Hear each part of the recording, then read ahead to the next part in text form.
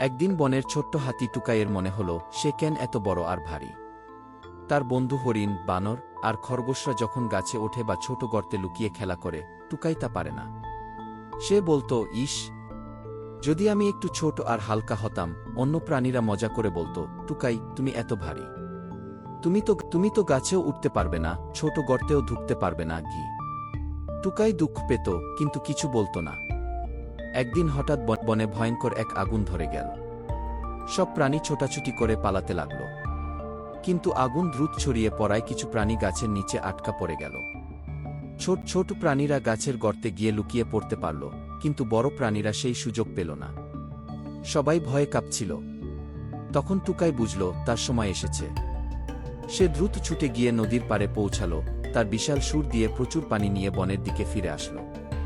টুকাই একে একে সেই পানি আগুনের ওপর ছিটাতে লাগল।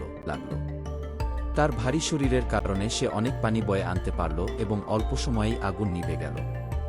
সব প্রাণী খুশিতে টুকাইকে ধন্যবাদ জানাল। হরিণ বলল, তুমি না থাকলে আমরা সবাই বিপদে পড়ে যেতাম। তোমার বড় শরীর আজ আমাদের রক্ষা করেছে।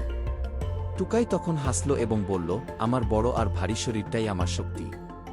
প্রত্যেকের নিজস্ব গুণ আছে, আর সেটা যখন কাজে লাগাই, তখন আমরা অসাধারণ কিছু করতে পারি।